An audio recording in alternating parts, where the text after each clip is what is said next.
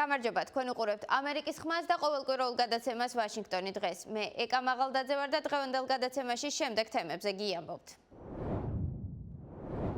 უნდა აიკრძალოს ქართული ოცნების მთავრობის აღიარება და მასთან ურთიერთობის ნორმალიზება. კონგრესში მეგობარი აქტის შემდეგ ქართული კოშმარის არაღიარების აქტის სახელით კიდევ ერთი საკანონმდებლო ინიციატივაა წარდგენილი. დემოკრატი და რესპუბლიკელი კანონმდებლები ამბობენ, რომ ამერიკა ქართველი ხალხის გვერდითაა და მას თავისუფალი და სამართლიანი არჩევნების მოთხოვნაში მხარს უჭერს. ექსკლუზიური ინტერვიუები რესპუბლიკელ და დემოკრატ კანონმდებლებთან. ახალი მოწვევის კონგრესის საქმეს დატვირთული დღის წესრიგით შეუდგა. დონალდ ტრამპის გამარჯვება დამტკიცებულია. კანონმდებლები ახლა წამყვან პოზიციებზე დამტკიცებამდე ახალი პრეზიდენტის მიერ წარდგენილ კანდიდატებს მოусმენენ. ამერიკის ახალი პრეზიდენტის ინაუგურაციამდე სულ უფრო ცოტა დრო რჩება. ახალი მოწვევის კონგრესმა კი მუშაობა უკვე დაიწყო და საქართველოზე ორი მნიშვნელოვანი კანონპროექტის ინიცირებაც მოასწრო. ერთი განახლებული მეგობარი აქტია, მეორე კი ქართული კოშმარის არაღიარების აქტი. ორივეს ორპარტიული მხარდაჭერა აქვს, ანუ მისი ინიციატორები კონგრესმენები არიან როგორც რესპუბლიკური, ისე დემოკრატიული პარტიიდან. ამერიკის ხმა კანონპროექტების თანაავტორებს ესაუბრა და აქ თავაზობთ მათთან ინტერვიუებს. სტუდიაში კი მარიამ უგრახელიძე ერთდება. ის ამ კვირაში ჰელსინკის კომისიის თავმჯდომარეს ჯო ვილსონს ესაუბრა. მარიამ, გითხარი, როგორ განმარტავს კონგრესმენი იმას, თუ რა მიზანი აქვს და რა მექანიზმებს გულისხმობს, როგორც მეგობარი აქტი, ისე არაღიარების აქტი. ეკა, როგორც შენ ახსენე, ჩვენ საქართველოს შესახებ ორი აქტის ავტორს ჯო ვილსონს ვესაუბრეთ. სულ ცოტა ხნის წინ მან და დემოკრატმა სტივ კოენმა მეგობარი აქტის შემდეგ ახლა უკვე ქართული კოშმარის არაღიარების აქტი წარადგინეს.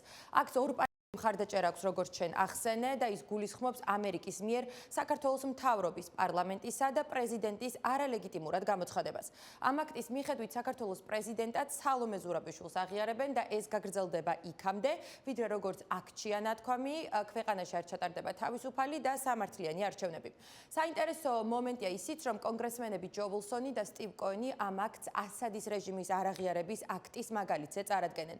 ამერიკის ხმასთან საუბარში რესპუბლიკელი კონგრესმენი ამბობს, რომ ამერიკას ბევრი მაგალითი აქვს, როდესაც არაღიარების პოლიტიკამ გაამართლა. 330 votes, non-recognition of the Assad dictatorship in Damascus. დამასკოში ასადის არაღიარების აქტს კონგრესმა 330 ხმით დაუჭირა მხარი. ეს სერიოზული გზავნილი უნდა იყოს ქართული ოცნებისთვის. ამ აქტზე მე და სტივ კოენი, რომელიც დემოკრატია, მე კი რესპუბლიკელი, ერთად მუშაობთ. დამასკოში ასადის დიქტატურა დასრულებულია. ის მოსკოვში გაიქცა, სადაც მისი ადგილია. ეს ომის კრიმინალ პუტინის კიდევ ერთი მცდელობაა, რომ თავიდან შექმნას საბჭოთა კავშირი. ასე რომ ისევ და ისევ გზავნილი ნათელია. ისტორიულად შეერთებულმა შტატებმა არაღიარების გზით დადებითი გავლენა მოახდინა ესტონეთის, ლატვიისა და ლიეტუვის საბოლოო გათავისუფლებაზე. ახლა კი სირიელი ხალხის თავისუფლებაზე. ეს არაღიარების აქტის წარდგენა არის ძალიან მნიშვნელოვანი ნაბიჯი, რომელიც იქნება ორპარტიული. ნამდვილად მოუთმენლად ველი ჩემს კოლეგებთან ერთად მუშაობას, რათა საქართველოს მოსახლეობას გავაგებინოთ, რომ ჩვენ მათ გვერდით ვდგავართ სამართლიანი და თავისუფალი არჩევნების მოთხოვნაში და არ უნდა მოხდეს მთავრობის აღიარება იქამდე, სანამ ეს მოთხოვნა არ შესრულდება. გარდა ქართული კოშმარის არაღიარების აქტისა, მეგობარი აქტი წელს განახლებულ კონგრესში ჯო ვილსონმა თავიდან წარადგინა და ის უფრო გამკაცრებულია. თუ აქამდე ის სანქციებს მხოლოდ ქართული ოცნების მაღალჩინოსნებისთვის ითვალისწინებდა, ახლა ამ აქტით სანქციები საქართველოს მმართველი პარტიის ყველა წევრსა და მათი ოჯახის წევრებსაც შეეხება. რესპუბლიკელი კონგრესმენი ამბობს, რომ აქტის გამკაცრება საქართველოში ბოლო დროს განვითარებული მოვლენების და საარჩევნო დარღვევების გამო გადაწყვიტეს. We've seen the development of the oligarch. ჩვენ ვნახეთ ოლიგარქის განვითარება, რომელსაც ავადმყოფური გავლენა აქვს და არღვევს და ხელს უშლის სამართლიან და თავისუფალ არჩევნებს. ამის მოგვარება ნამდვილად აუცილებელია. ძალიან მადლობელი ვარ რიჩარდ ჰადსონის, რესპუბლიკელი კონგრესმენის სამხრეთ კაროლინადან, ჩვენი ერთ-ერთი თავმჯდომარის სტივ კოენის, ასევე მარკ ვისის, დემოკრატის სენატორი ტეხასიდან. კიდევ განმეორდები და ვიტყვი, რომ ამაზეც არსებობს ორპარტიული მხარდაჭერა. მეგობარი აქტი იქნება ძალიან მნიშვნელოვანი მანიშნებელი ქართული ხალხისთვის იმისა, რომ მხარს უჭერთ თავისუფალ და სამართლიან არჩევნებს. მხარს უჭერთ იმას, რომ დემოკრატიული საქართველო ევროკავშირის მნიშვნელოვანი ნაწილი გახდეს. გარდა ამერიკის კონგრესისა, ჩვენ ვიხილეთ არაერთი ევროპული ქვეყნის პარლამენტის მაღალი რანგის წარმომადგენლის ხელმოწერაც იმ წერილზე, რომელიც მოუწოდებს დემოკრატიულ მთავრობებს ასევე არჩევნების ოფიციალური შედეგების და შესაბამისად ხელისუფლების არაღიარებისკენ. Გვითხარი, რა არგუმენტები აქვთ მათაც და რას პასუხობს მათ ქართული ოცნება? წერილი, რომელზეც შენ საუბრობ, კონგრესმენმა ვილსონმა გაავრცელა და მას ხელს 40-ზე მეტი პოლიტიკოსი თუ ყოფილი დიპლომატი აწერს, როგორც ამერიკიდან, ისე ევროპის რამდენიმე ქვეყნიდან. ჯო ვილსონი გვეუბნება, რომ მნიშვნელოვანია ქართული ოცნების მთავრობის არაღიარება საერთაშორისო მასშტაბის იყოს, რაც შეეხება თავად საქართველოს მთავრობას. ისინი ამტკიცებენ, რომ ქვეყანას დასავლური კურსიდან არ გადაუხვევია, რომ ისინი დღესვე მზად არიან ევროკავშირთან მოლაპარაკებებისთვის. ცოტა ხნის წინ გავრცელებულ წერილში კი კვლავ საუბრობენ ეგრეთ წოდებულ deep state-ზე, ჩრდილოვან სახელმწიფოზე, გლობალური ომის პარტიაზე და დასავლეთის მიერ საქართველოს ომში ჩათრევის მცდელობაზე. თავად ჯო ვილსონს დეგრადირებულ პოლიტიკოს უწოდებენ, რომელიც მათი თქმით საქართველოს მთავრობას ემუქრება. კონგრესმენი ვილსონი ყველა ბრალდებას, მათ შორის იმასაც, თითქოს მას საქართველოსთან დაკავშირებული საქმიანობისთვის ფულს უხდიან უარყოფს და ამბობს, რომ თუ საჭირო იქნება, მზადაა საკუთარი ფინანსური დოკუმენტებიც კი გამოაქვეყნოს. ძალიან დიდი მადლობა მარიამ, გადაცემას კი განვაგრძობთ დემოკრატ კონგრესმენთან ინტერვიუთი, დარჩით ჩვენთან.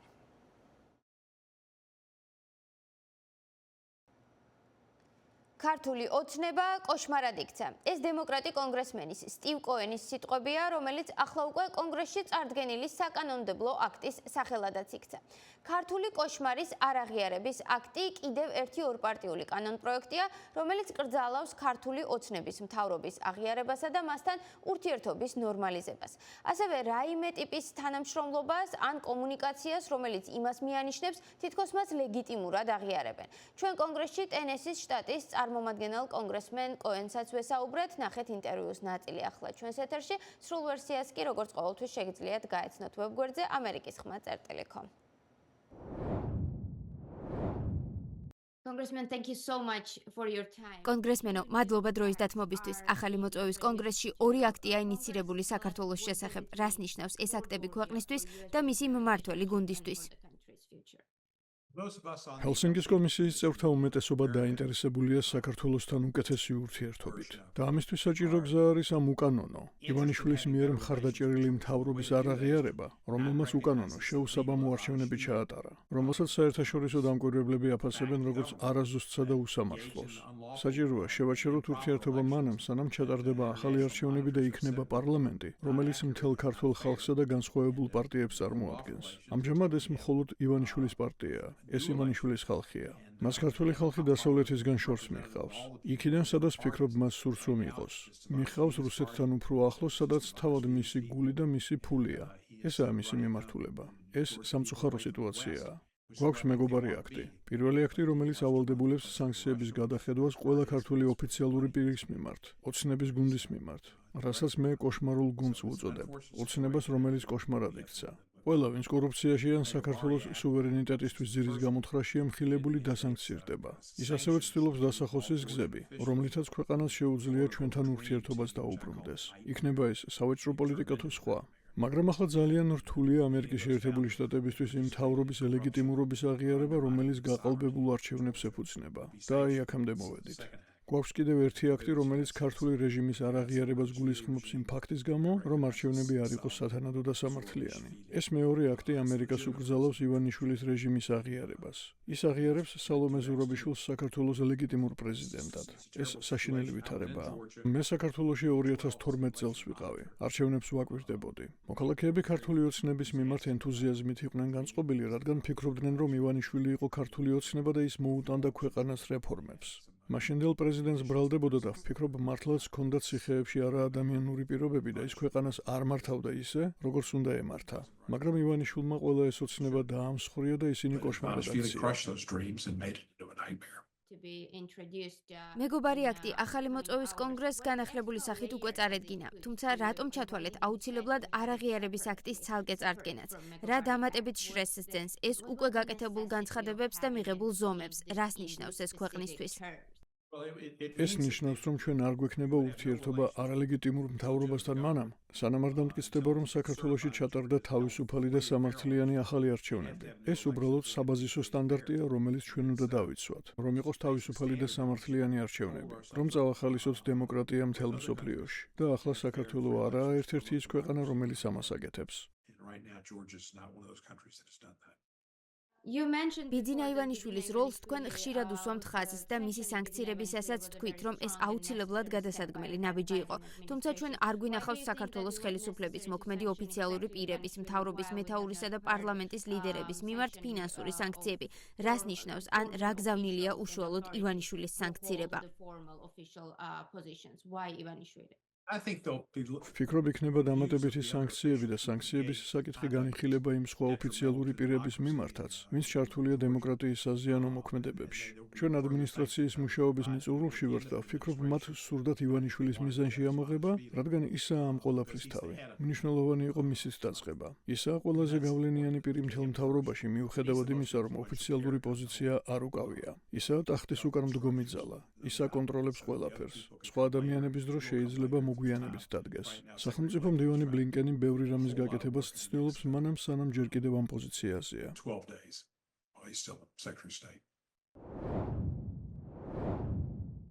შეერთებული შტატების კონგრესის ორივე პალატას 3 იანვრიდან რესპუბლიკელები აკონტროლებენ.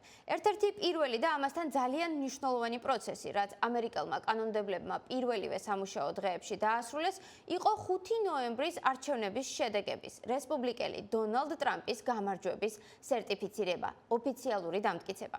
ჩემი კოლეგა მაია ქვარცხავა გვერდება სტუდიაში, რომელიც ახლა კონგრესის პირველი სამუშაო კვირების უმთავრესი საქმეების შესახებ გვიამბობს. მაია, მადლობა და გითხარი, რატომ იყო აი ამ არჩევნების შედეგების ოფიციალური დამტკიცების ეს პროცედურა ასეთი მნიშვნელოვანი?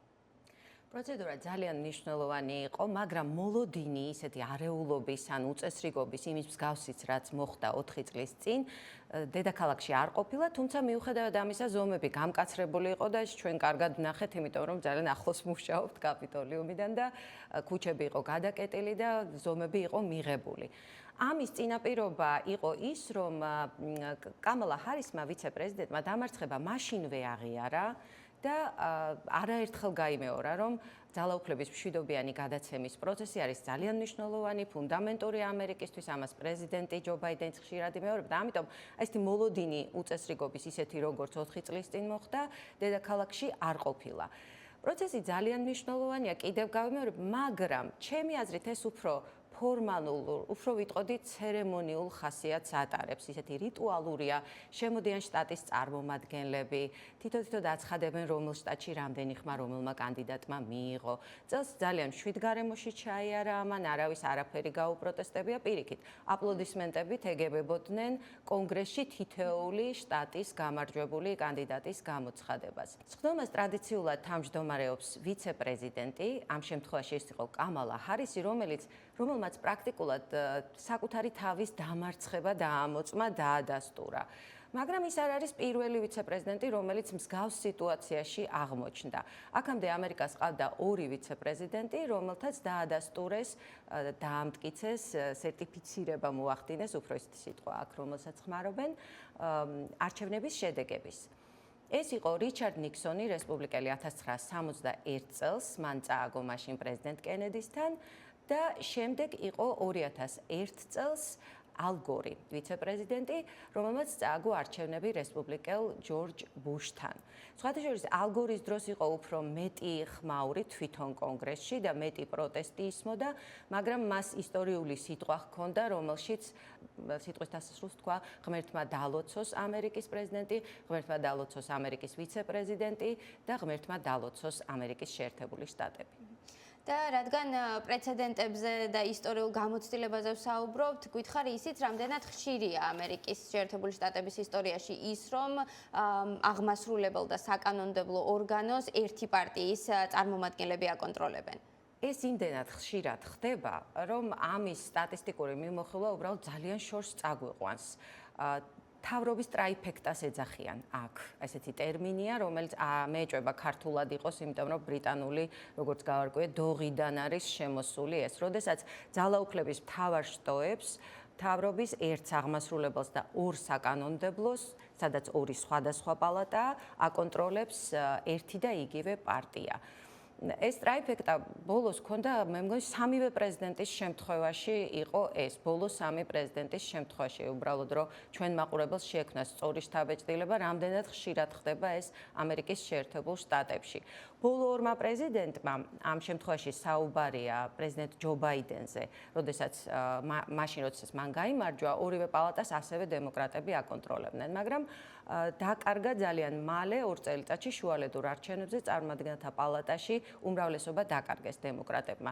ანალოგიურად მოხდა წინა შემთხვევაში პრეზიდენტ ტრამპის 45 პრეზიდენტის შემთხვევაში, როდესაც მან გაიმარჯვა საპრეზიდენტო პოსტი მოიპოვა, ასევე ორივე პალატაში რესპუბლიკელებმა გაიმარჯვეს, მაგრამ შემდეგ დაკარგეს 2 წელიწადში ისევ წარმომადგენელთა პალატა, იმიტომ რომ რესპუბლიკელებმა იქ უმრავლესობა მოიპოვეს. ცოტა განსხვავებულად იყო პრეზიდენტ ბარაკ ობამას შემთხვევაში, მაგრამ მანაც ესე თავიდან მოვიდა ტრაიფექტას ეფექტით, მაგრამ ძალიან მალე დაკარგა სენატი. ასე რომ ეს ხშირად ხდება და არ არის გამორიცხული ამ შემთხვევაში 2 წელიწადში რესპუბლიკელებმა დაკარგონ უმრავლესობა წარმომადგენელთა პალატაში ან სენატში. და რადგან უკვე ძალიან აქტიურ სამუშაო ფაზაშია შესული კონგრესი, 119 მოწვევის კონგრესი, გითხარი რა არის ის მთავარი საქმეები, რაც უახლოეს კვირებში ექნებათ ნახავთ თუ არა მნიშვნელოვან მოსმენებს, განხილვებს უახლოეს დღეებში? მომავალი კვირიდან იწყება დამტკიცებები წამყვან პოსტებზე, კაბინეტის წამყვან პოსტებზე. ჩვენთვის რამდენიმე სხვა განიხილება, მაგრამ ჩვენთვის უფრო მნიშვნელოვანი იქნება და თვალს მივადევნებთ აუცილებლად. პირველი ეს არის მარკო რუბიოს, ფლორიდის სენატორ მარკო რუბიოს დამტკიცების პროცესი, რომელიც გაიმართება 4 შაბათს, 15 იანვარს.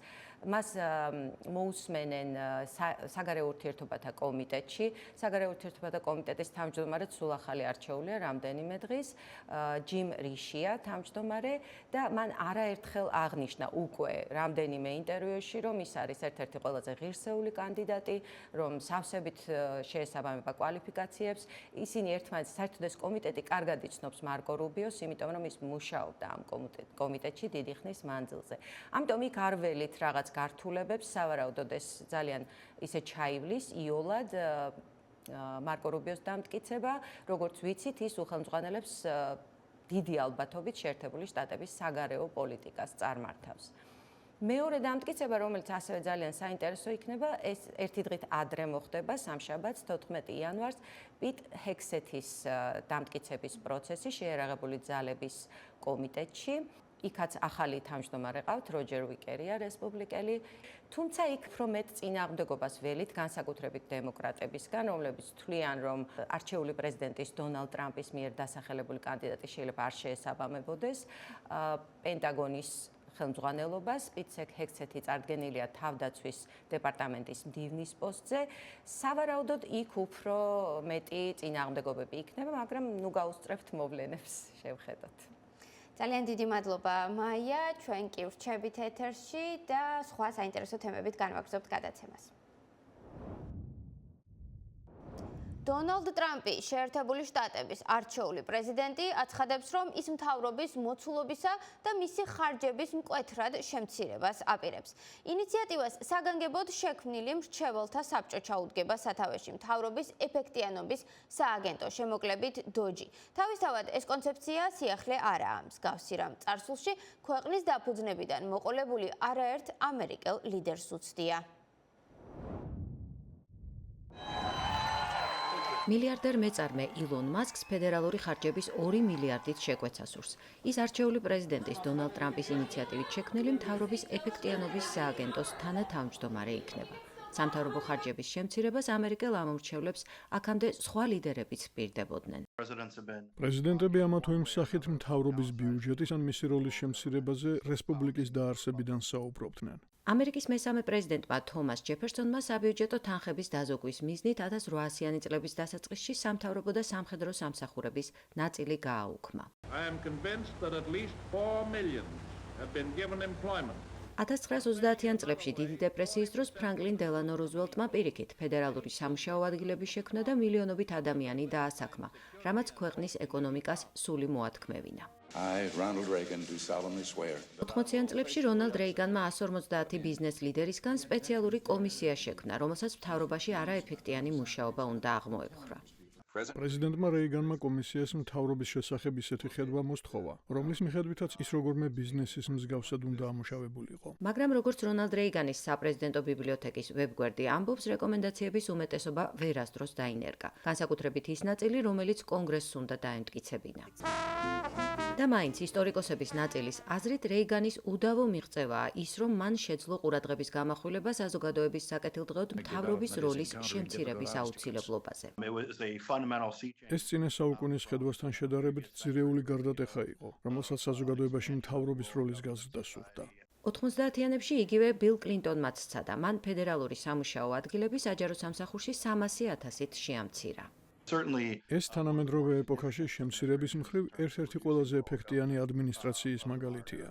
დონალდ ტრამპმა შემცირებები პირველი ვადისასაც დაიწყო და მთავრობაში ახალი სამუშაო ადგილების გახსნა შეაჩერა. ახლა მას საქმის უფრო ეფექტიანად დასრულება სურს, მაგრამ რამდენად შესაძლებელია მთავრობისადმი ბიზნეს მოდელის მისადაგება. მთავრობა როცა ხარ, ხალხზე ხარ პასუხისმგებელი. შენი მიზანი არა ფულის კეთება, არამედ მომსახურების მიწოდება და ერის დაცვაა. კერძო სექტორში უამრავი მაქინაცია და სიყალბეა. არ ვარ დარწმუნებული, რომ ბიზნესიდან მოსული ადამიანები ამ საქმისთვის საუკეთესონი იქნებიან. წინამორბედებისგან განსხვავებით, ტრამპი ერთ დამატებით გზას იყენებს, რომელზეც წინა პრეზიდენტებს ხელი არ მიუწვდებოდათ. სოციალური მედიის წყალობით გაცილებით სწრაფი და მრავალმხრივი პასუხი იქნება. კონგრესი დღეს გაცილებით მეტად რეაგირებს სოციალურ მედიაზე, ვიდრე ძველმოდურ წერილებზე, რომელთაც ისინი უწინიღებდნენ. ბევრ შემთხვევაში ცვლილებები ჯერ ისევ კონგრესმა უნდა დაამტკიცოს. დღეისათვის სულ ეს იყო. თქვენ უყურებდით ამერიკის ხმის ყოველკვირეულ გადაცემას ვაშინგტონი დღეს. მე ეკა მაღალდაძე ვარ. შემოგვიერთდით მომავალ კვირასაც ამავე დროს. ჩვენი ამ და სხვა გადაცემების ნახვა შეგიძლიათ ვებგვერდზე amerikiskhma.com სიახლეებისთვის თვალისადევნებლად გამოყვებით Facebook-ის, Instagram-ის, YouTube-ისა და X-ის ოფიციალურ გვერდებზე. მე მომავალ კვირამდე გემშვიდობებით. დროებით.